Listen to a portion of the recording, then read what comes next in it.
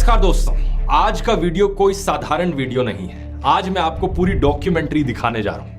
मजाक नहीं कर रहा, आज आप एक पूरी डॉक्यूमेंट्री फिल्म देखेंगे। असल में बात क्या है कि कुछ दिन पहले इस डॉक्यूमेंट्री की प्राइवेट स्क्रीनिंग होने जा रही थी दिल्ली में जर्नलिस्ट के लिए, लेकिन दिल्ली पुलिस ने जबरदस्ती आकर उसे रोक दिया, कहा कि परमिशन नहीं है और इस डॉक्यूमेंट्री को देखना बैन कर दिया। आप तो जानते ही होंगे दोस्तों कि ये पहली बार नहीं है ऐसा हो रहा हो देश में। इससे पहले बीबीसी की इस डॉक्यूमेंट्री पर बैन लगाया गया। फिर खबर आ रही है कि दिलजीत दोसांझ की नई फिल्म पंजाब 95 इंडिया में रिलीज नहीं हो पा रही है क्योंकि सेंसर बोर्ड परेशानियां कर रहा है। दिलजीत ने ट्वीट करके कहा कि अभी के लिए सिर्फ इंटरनेशनली रिलीज हो रही है बिना किसी कट्स के साथ। अब हैरानी की बात देखो, दूसरी तरफ कुछ ऐसी फिल्में हैं जिन्हें सरकार के द्वारा इतना प्रमोट किया जाता है कि उन्हें स्पेशल ट्रीटमेंट मिलती है। The Sabarmati report, Kerala story, accidental prime minister, Veer Savarkar, ये फिल्में ना सिर्फ सिनेमा हॉल में रिलीज होती हैं बाकी फिल्मों की तरह, बल्कि अक्सर इन्हें टैक्स फ्री भी बनाया जाता है। इनकी स्पेशल स्क्रीनिंग भी कराई जाती है पार्लियामेंट में मिनिस्टर्स के सामने, और प्रधानमंत्री खुद भी इनका प्रचार करते हैं ट्वीट करके, और वो भी तब जब ज्यादातर समय इन फिल्मों में झूठी कहानी और झूठा प्रोपेगेंडा भरा होता है। लेकिन अगर कोई ऐसी फिल्म हो जो इनकी आलोचना कर दे या किसी दूसरी पार्टी को थोड़ा फेवर कर दे तो वो डॉक्यूमेंट्री ही क्यों ना हो, उसकी प्राइवेट स्क्रीनिंग पर भी बैन लगा दिया जाएगा। ये जो डॉक्यूमेंट्री है जिसे आज आप देखने जा रहे हो, इस फिल्म को बनाने वाले लोगों ने मुझे रीच आउट किया इस घटना के बाद और पूछा कि क्या मैं अपने YouTube चैनल पर इसे रिलीज करना चाहूंगा। तो मैंने ये फिल्म देखी और सोचा क्यों नहीं। अगर इस तरीके से लोकतांत्रिक देश में आजादी को खत्म किया जाएगा तो मैं वो हर चीज करूंगा जिसकी जरूरत होगी आजादी को बचाने के लिए। ये जो सेंसरशिप का सिलसिला है, हम इसे आगे इस तरीके से चलते नहीं रहने दे सकते, इसलिए ये आज मैं रिलीज कर रहा हूं। ये डॉक्यूमेंट्री 2024 के उस दौर के बारे में है जब देश के इतिहास में पहली बार एक सिटिंग चीफ मिनिस्टर को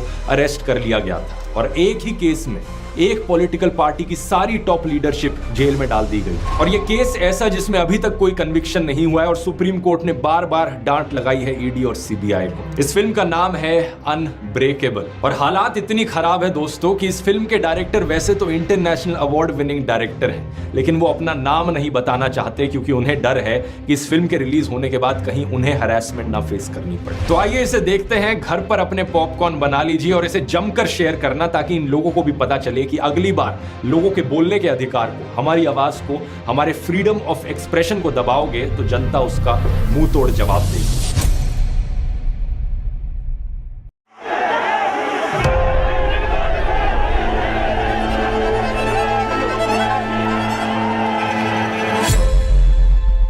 अरविंद केजरीवाल पहली बार सरकार बनाने में कामयाब हुए। 70 में 67 सीटें कोई सोच सकता है? 70 में 62 सीटें कोई सोच सकता है साहब? तो उसके बाद से विरोधियों को लगा कि नहीं भाई, ये तो जमीन पे जो है वो काम कर रहे हैं, लोग इनसे जुड़ रहे हैं।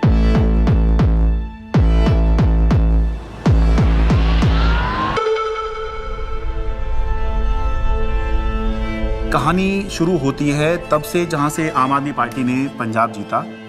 लोगों की भूख थी आम आदमी पार्टी की, उन्होंने कहा आम आदमी पार्टी हमें चाहिए। लोगों ने वोट दी और पंजाब में आम आदमी पार्टी का जन्म हो गया। पंजाब के लोग जो हैं वो सच्चे बंदों को पसंद करते हैं और जिसके साथ दिल से जुड़ जाएं जुड़ जाएं।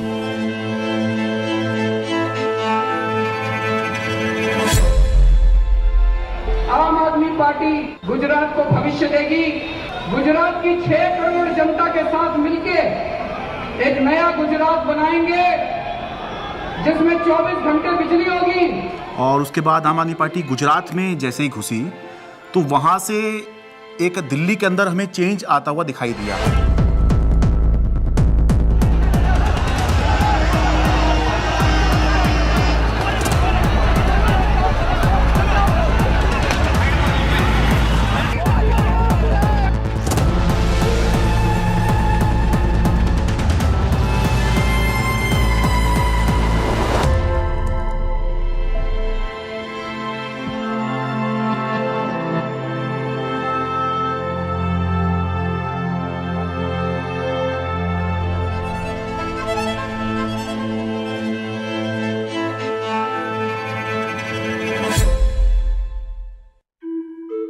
So it started, I think, with the arrest of Satyendra Jain ji, and मुझे लगता है कि ये स्ट्रैटेजी उनकी शायद रही होगी कि जो भी अरविंद केजरीवाल के सिर्फ आईज, ईयर्स, आर्म्स, हैंड्स, जो पूरी टीम है, कि अगर हम उस टीम को डिकैपिटेट कर देंगे तो हो सकता है कि काम रुक जाए। टेबल में बैठे होंगे बीजेपी के 3-4 लोग बड़े बड़े, बोले यार अब केजरीवाल को बेईमान साबित करने का क्या तरीका। किसी ने आइडिया दिया होगा कि कुछ घोटाला, बोले यार कोई घोटाला कैसे, कोई चिपकेगा नहीं इस आदमी पे। दिल्ली के स्वास्थ्य मंत्री सत्येंद्र जैन को ईडी ने हिरासत में लिया। एनफोर्समेंट डायरेक्टरेट ने सबसे पहले अरेस्ट होने वालों में मैं था। ऐसे तो कोई कर्म किए नहीं थे कि जेल चले जाएं। फिर मैंने कहा ऐसे कर्म भी नहीं किए थे मंत्री बन जाए। तो क्योंकि मुझको पूरा केस पता था तो मुझे लगा ठीक है, एजेंसी अगर अरेस्ट कर रही है थोड़े दिन में छूट जाएंगे। Why are they threatened by us? And the answer to me is very clear. आम आदमी पार्टी केवल एक सरकार या 10 नेताओं की पार्टी नहीं है। आम आदमी पार्टी एक सोच है। तब तक जो भी गिरफ्तार होते थे, पॉलिटिकल लोग भी जो गिरफ्तार होते थे, महीने में, 2 महीने में, 3 महीने में निकल के आ जाते थे। तब हमने ये नहीं सोचा था कि इतना लंबा चलेगा। अब ये जानकारी मिल रही है कि मनीष सिसोदिया को गिरफ्तार कर लिया गया है। इस वक्त की बड़ी सीबीआई बुलाया जाता था, ईडी बुलाया जाता था, उनके घर पे रेड हुई, उनके बैंक के लॉकर पे रेड हुई, दिल्ली सचिवालय में उनके ऑफिस में रेड हुई, उनकी यहाँ तक कि उनके पैतृक गांव में भी सीबीआई और ईडी वाले पहुँच गए थे। देखिए हमें तो पता था कि आम आदमी पार्टी के किसी भी नेता के पास एक भी पैसा नहीं है, और मेरे ख्याल से आज ही ईडी और सीबीआई को भी पता है। मैं तो खुश था कि दिल्ली में एक ऐसी शराब पॉलिसी बनाई गई है जिसमें एक मॉल में 27 शराब की दुकानें थीं, वो अब कम हो जाएंगी और सरकार को रेवेन्यू बहुत ज़बरदस्त मिलेगा।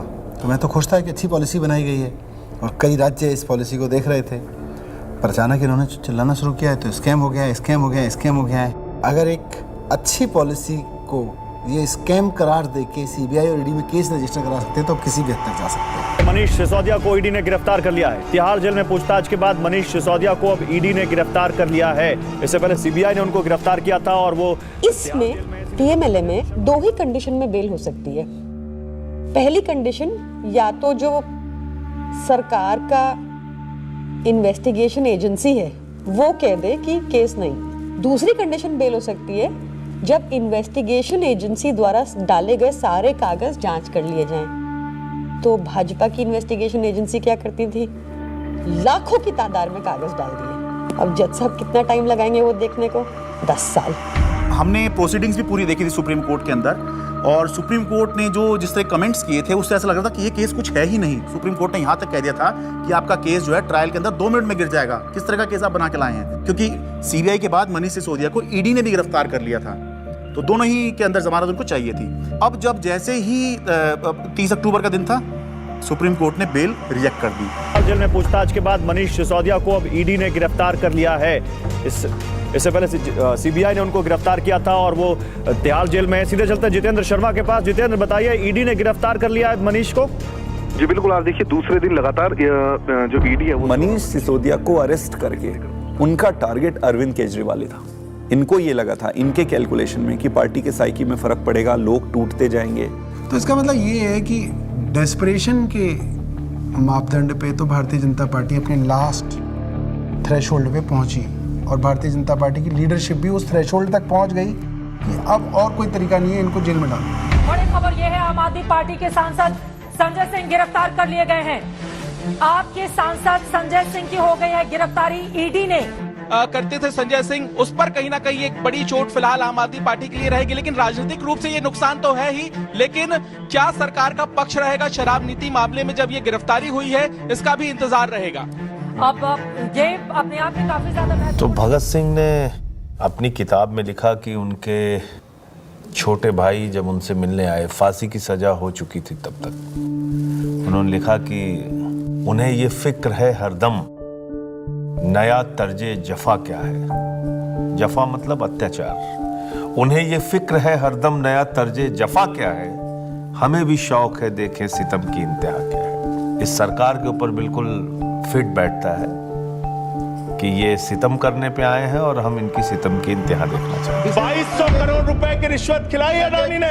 Nothing is going on record. 2200 crore रुपए की रिश्वत आपके अधिकारियों को। संजय जी, 2200 करोड़ की रिश्वत। संजय जी प्लीज। सर वो क्या बोल रहे हैं सर? वो आप इधर बोलेंगे कि उधर बोलेंगे? जिस तरीके से पार्लियामेंट में और पार्लियामेंट के बाहर अगर अरविंद केजरीवाल और पार्टी के वॉइस को एक स्ट्रक्चर करके जनता और देश के सामने रख रहे थे, बीजेपी उससे बहुत इरिटेटेड और फ्रस्ट्रेटेड थी। मैंने तो अपने घर के सामने एक बैनर भी लगवा दिया था कि फक्कड़ हाउस में ईडी का स्वागत है। अब कहानी जो है अलग लेवल पहुंच गई।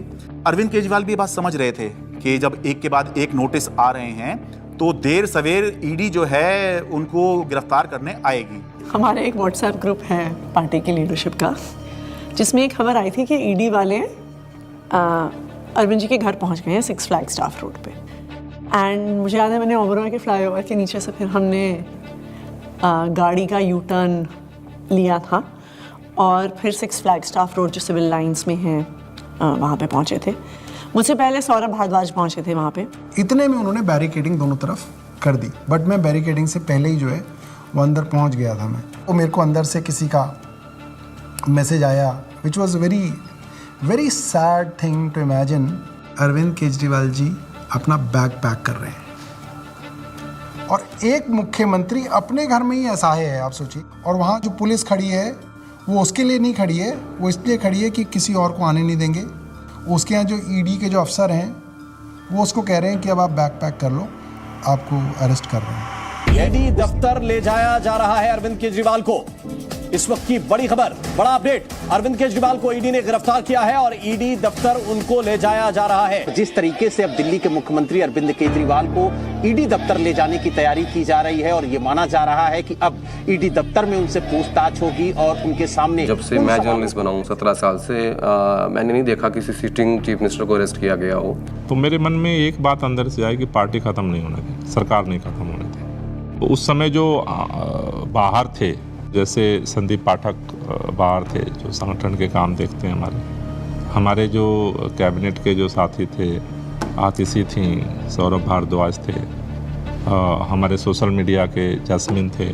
तो फिर हम सब लोग हमारे घर पे ही हमने सबको बोला, सब लोग हम लोग वहीं धीरे धीरे वहीं गैदर हुए। अब ये देश को बचाने की लड़ाई है, तानाशाही के खिलाफ लड़ाई है और सभी मिलकर के लड़ेंगे और इस लड़ाई को जीतेंगे।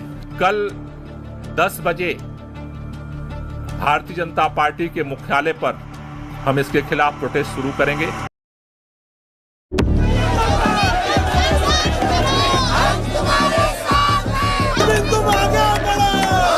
सबसे पहले मैं पहुंचा वहां। हुआ ये कि लोग पार्टी ऑफिस चले गए और हम और दुर्गेश पाठक जी जो आईटीओ वाला चौराहा है उस पर रुक गए। आईटीओ पे मैं जब पहुंचा तो मैंने देखा कि मेरे सामने ही आतिशी और सौरभ को अरेस्ट कर लिया गया।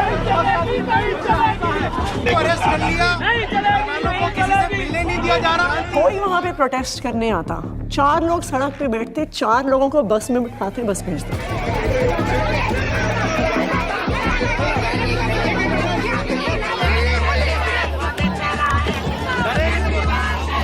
आईटीओ के ऊपर एक फुट ओवर ब्रिज है, ऊपर अगर आप जाओगे तो मैं लोकेशन चेंज करता रहता था। तो कहीं एक जगह जाके ऐसे शांत खड़ा हो जाता था, फिर मैं देखता था कौन आ रहा है किधर से, तो मैं देखता था उधर से 20 लोग आ रहे हैं, तो उनमें से मैं पहचान जाता था। मोस्टली मैं ऑर्गेनाइजेशन में काम करता था तो सबके नंबर थे, तो मैं उनको फ़ोन करके बोलता था अभी रुक जाओ 10 मिनट, मैं जहाँ बोलूँगा उस डायरेक्शन में जाना।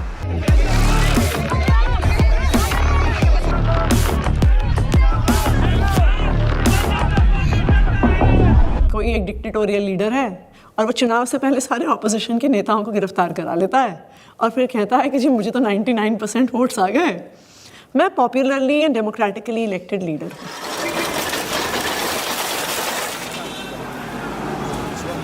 Can I have water? इसको इधर रख सकते हैं बगल में, इस टेबल को इधर रख दीजिए। 2013 में सबसे पहले लोगों ने हमें वोट क्यों दिया? हम तो कुछ भी नहीं थे, कभी कहीं सरकार नहीं चलाई थी, हम तो ये भी नहीं कह सकते थे हमने ये काम करके दिखा दिया हमें वोट दो। अन्ना आंदोलन किया था, तो अन्ना आंदोलन में लोगों ने देखा ये लड़के बड़े ईमानदार हैं, देशभक्त हैं, जिद्दी हैं, किसी चीज़ पे अड़ जाए तो करके रहते हैं। ये क्वालिटीज़ जनता को हमारी पसंद आई। इस क्वालिटी को वो ख़त्म करना चाहती थी बीजेपी, तो उन्होंने कीचड़ फेंकना चालू किया, करप्शन किया, केजरीवाल ने पैसे खाए, एक ताना बना बुना गया, लोगों को ज़बरदस्ती करके स्टेटमेंट्स दिलवाए गए, प्रेशराइज कर करके हमारे खिलाफ झूठे बयान दिलवाए गए। लेकिन कुदरत तो कुदरत है, ये क्या है, बीजेपी कुछ नहीं है कुदरत के सामने। हम लोग कुछ बाहर तिहाड़ के खड़े थे एंड आई रिमेंबर थिंकिंग कि एज ऑफ दैट टाइम हमारी कोर टीम के 5 लोग उस समय उस दीवार के उस पार थे। मेरे हाथ में बहुत कुछ नहीं था, सब ऊपर वाले के हाथ में था। और मैंने अपना अंदर समय बहुत मेडिटेशन करते हुए और गीता पढ़ के बिताया। वहाँ पे सबसे ज़्यादा जो चीज़ परेशान करती है वो होती है अनसर्टेनिटी। उस 17 महीने में एक बड़ा हिस्सा मेरे अंदर उस सिपाही की तरह छटपटाता रहा जो देख रहा था कि उसकी पूरी फौज बाहर युद्ध लड़ रही है, और वो सिपाही जो हमेशा युद्ध में फ्रंट पे होकर लड़ता था वो आज बैरक में बैठा हुआ है। मैंने प्रयास किया कि घर के लोग 6 महीने तक, जब तक मैं जेल में रहा, मैंने प्रयास किया कि कोई मुझसे मिलने के लिए यहाँ पे ना आए, क्योंकि कई बार परिवार के लोग सामने आते हैं मिलने के लिए तो मन में एक अनावश्यक कमजोरी पैदा होती है। तो मैंने इस चीज़ को अवॉइड किया। फ़ोन पे जब वो वीडियो कॉल पे जब बात होती थी, वीडियो कॉल करते थे तो हंसते थे, लेकिन वो हंसी के पीछे कुछ ना तकलीफ छुपी होती है, क्योंकि पत्नी से बेहतर कोई नहीं समझ सकता है। लेकिन हम लोग को लगता है चलो वो अगर दिखा रहे हैं तो हम लोग को भी ऐसे ही दिखाना है। तो हमारे जैसे बच्चे भी आ गए थे तो सारे लोग सब हैप्पी फील करते थे कि पापा हम लोग ठीक है, आप परेशान मत होना और आप ठीक से रहो। एक बारी ना कपिल मिश्रा ने आरोप लगाया था 2 करोड़ का कि सत्येंद्र जैन ने अरविंद केजरीवाल को 2 करोड़ की रिश्वत दी। तो मेरी बेटी स्कूल में पढ़ती थी तो उसका नाम स्कूल में 2 करोड़ ही रखा गया था। तो बच्चों के लिए बहुत, मुझे लगता है ये दौर ऐसा चल रहा है जिसमें कि बच्चों को भी स्पेयर नहीं किया जा रहा है। फैमिली के अंदर अभी तक क्या होता था कि अगर पॉलिटिक्स है तो 2 पॉलिटिकल पार्टीज़ के बीच में, अपोनेंट्स के बीच में, उसमें फैमिली इन्वॉल्व नहीं होती थी। अब थोड़ा सा लेवल कुछ ज़्यादा ही नीचे आ गया है। नहीं, जब जेल में था तो परिवार को तो मिस नेचुरली करते ही हो आप, और विशेष रूप से जब आपकी वाइफ बीमार हो, आपका बेटा भी केवल कॉलेज में पढ़ता हो। तो उसने एक चिट्ठी लिखी, उसमें उसने बोला कि अगर आप इस वक्त मेरी चिंता करोगे, अगर आप इस वक्त इस बात को लेके चिंता करोगे कि मैं परेशान हूँ, तो फिर ये मेरी देशभक्ति पे सवाल है। तो मुझे लगा यार बेटा तो बड़ा हो गया। आपने अगर मेरी चिंता में जरा भी वक्त जाया किया तो फिर वो मेरी देशभक्ति का अपमान होगा। That would be a insult to my patriotism, कि अगर मैं देश के सबसे अच्छे शिक्षा मंत्री को ये विश्वास नहीं दिला पा रहा कि आप अपना काम करो, मैं यहाँ पे एकदम सेट हूँ, आपको मेरी चिंता बिल्कुल करने की जरूरत नहीं है, तो that would be an insult to my patriotism and I felt that, I even feel that today. Phone आता था, 5 मिनट का फ़ोन होता था वो डेली जो आता था, तो उसमें ऐसा तो नहीं है कि मैं ये कह दूँ कि मैं बीमार बहुत हूँ या मैं कुछ भी हूँ, हाँ सब ठीक है, खाना खा लिया, हाँ इतना होता था। जो ड्रेडेड क्रिमिनल्स होते हैं ना, उनको सोलिटरी कन्फाइनमेंट में 2 हफ्ते से ज़्यादा नहीं रखते, उसको इनह्यूमन माना जाता है। तो मुझे लगातार कई महीने तक सेकेंड फेज़ के अंदर सोलिटरी कन्फाइनमेंट में रखा गया। सॉलिटरी कन्फाइनमेंट में आप जेल ऑफिसर्स और मेडिकल स्टाफ, इनके अलावा आप किसी से बात नहीं कर सकते। सो आई वॉज ऑल अलोन। आपको चाहिए कोई बात करने के लिए, गप्पे मारने के लिए, अपने मन की भड़ास निकालने के लिए, कुछ भी बोलने के लिए, वो अलाउड नहीं था। मतलब 2 जालियों के बीच में से बात करें, शीशा लगा हुआ है, इधर से फोन पे मैं उधर से हूँ, एक चीफ मिनिस्टर हूँ, दूसरे चीफ मिनिस्टर से मिलने आया हूँ, सिटिंग दोनों।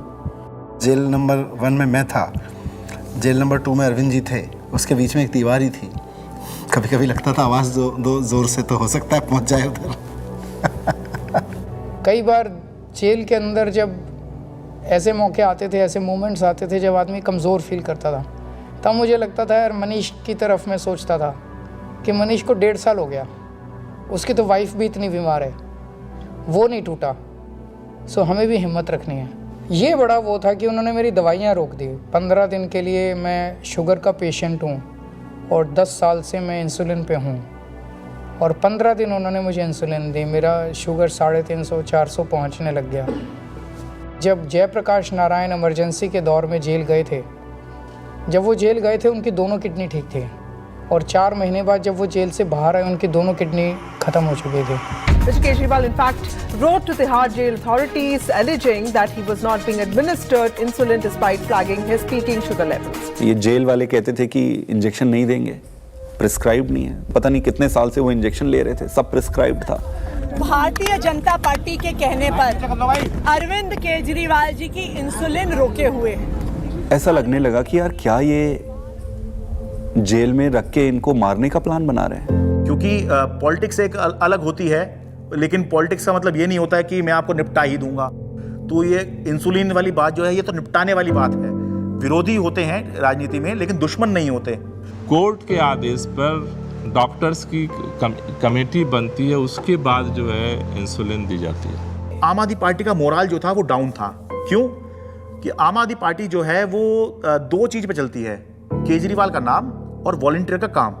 वो दौर थोड़ा ऐसा था कि लगा था कि अब आम आदमी पार्टी जो है वो अब बचेगी नहीं, क्योंकि केजरीवाल के बाद कौन। कई बार ऐसे क्षण आए, ऐसे मोमेंट्स आए जब लगा कि अब तो सब खत्म हो गया, अब सब बर्बाद हो गया, अब there is no coming back from this, we have hit rock bottom.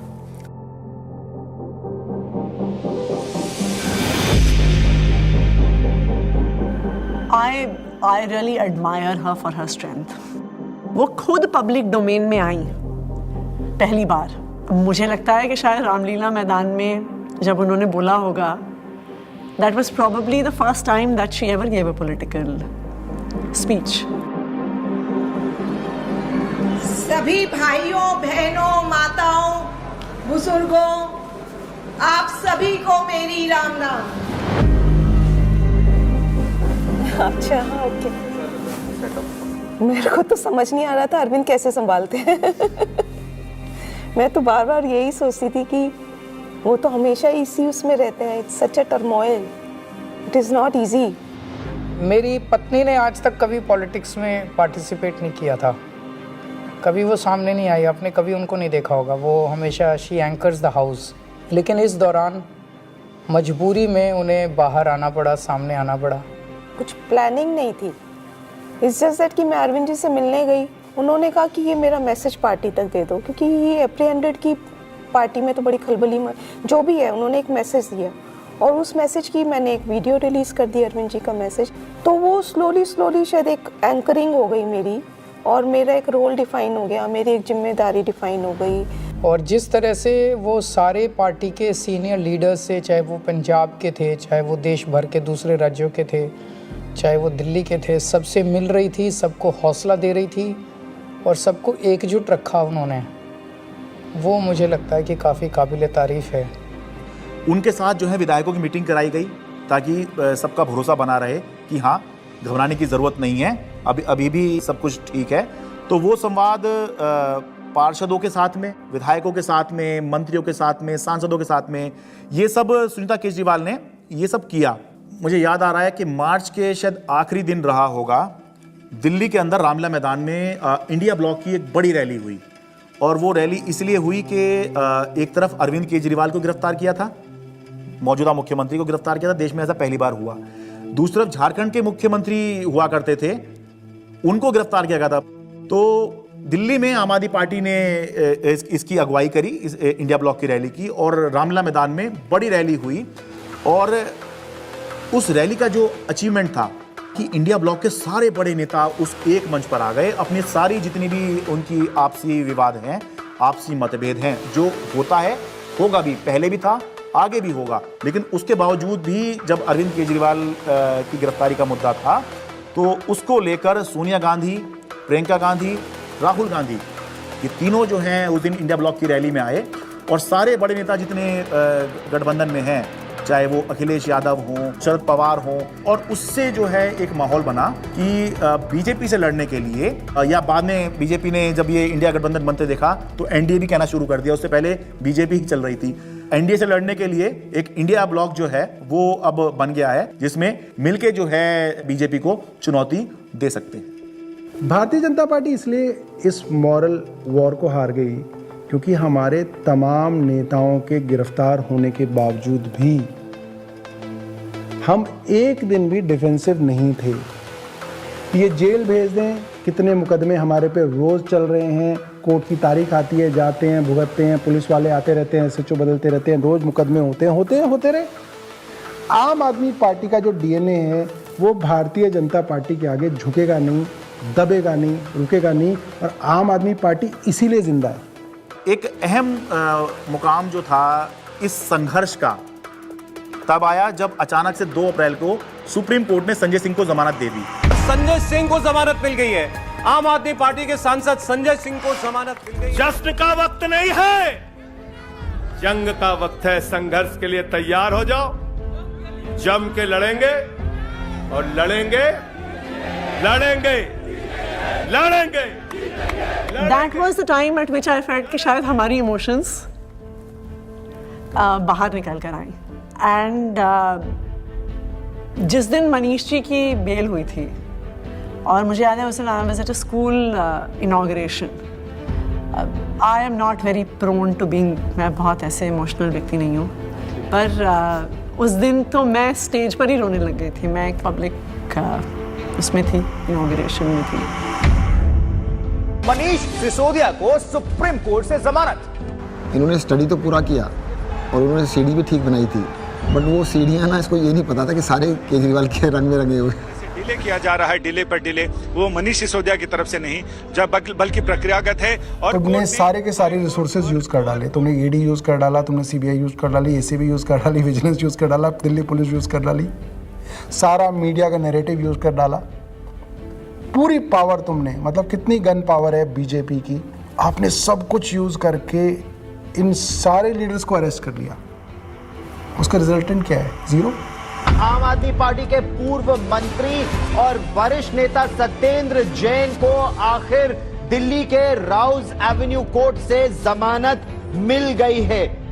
हमें पता तो था ही कि आज नहीं तो कल, कल नहीं तो परसों बाहर तो आना ही है, क्योंकि हमने कुछ किया नहीं है। अगर हमने कुछ किया होता तो शायद हम BJP ज्वाइन कर लेते, जैसे बाकियों ने किया। अरविंद केजरीवाल को जमानत मिल गई है। जिस खबर का इंतजार आम आदमी पार्टी के नेता कार्यकर्ता लंबे वक्त से कर रहे थे, वो खबर आ चुकी है। अरविंद केजरीवाल को जमानत मिल गई है। अभी की बहुत बड़ी खबर, दरअसल अदालत तो ये इलेक्शन डिफाइन करेगा कि आम आदमी पार्टी कहां जाएगी, और अगर ये इलेक्शन अरविंद केजरीवाल जीतते हैं तो वो उस लीग में आ जाएंगे जहां पर ये चर्चा होने लग जाएगी कि अगर 2029 में लोकसभा का चुनाव होगा तो क्या अरविंद केजरीवाल प्रधानमंत्री का एक चेहरा हो सकते हैं, वो चर्चा होगी। नहीं, मैं कभी अपने आप को ऐसे नहीं सोचता कि मैं कभी PM बनूंगा, या कभी ऐसे भी नहीं सोचा था कि मैं CM बनूंगा। सो PM बनना मेरी ज़िंदगी का कोई मकसद नहीं है, लेकिन जो भी सरकार आए इसे ख़त्म करना होगा। मैं चुनाव के टाइम में चुनाव लड़ो, आपस में एक दूसरे को गाली गलौज मत करो। आपने जो काम किए वो जनता के सामने रखो, आप जो विजन लेके आए हो वो जनता के सामने रखो। जनता को जो पार्टी पसंद आएगी उसको जिताएगी।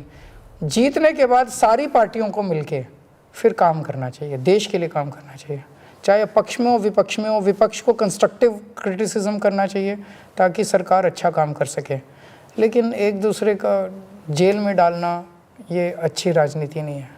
मैं दिल्ली की जनता से पूछना चाहता हूं, मैं देश की जनता से पूछना चाहता हूं कि क्या केजरीवाल ईमानदार है कि गुनहगार है।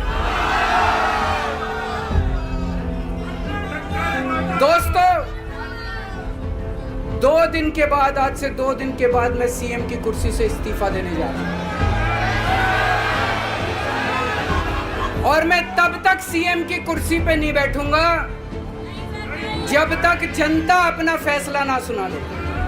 Did you anticipate his resignation, and why did he resign? रुके न जो, रुके न जो, झुके न जो, दबे न जो, मिटे न जो, हम वो इंकलाब हैं, जुल्म का जवाब हैं, हर शहीद हर गरीब का हम ही तो ख्वाब हैं। रुके न जो, झुके न जो, जी रहे हैं इसलिए कि प्यार जग में जी सके, प्यार जग में जी सके, प्यार जग में जी सके। जब हमने पार्टी बनाई थी तब सभी नेताओं और मीडिया ने कहा था कि इनकी एक भी सीट नहीं आएगी, लेकिन जनता ने मुझे मुख्यमंत्री बना दिया। जब हमने 2014 में असूलों के आधार पे सरकार छोड़ी तो इन सब ने फिर शोर मचाया कि आम आदमी पार्टी खत्म हो गई, अरविंद केजरीवाल खत्म हो गए। लेकिन फिर जनता ने हमें 67 सीटों के साथ जीत दिलाई और 2020 में हमने वो कर दिखाया जो किसी ने सोचा भी नहीं था।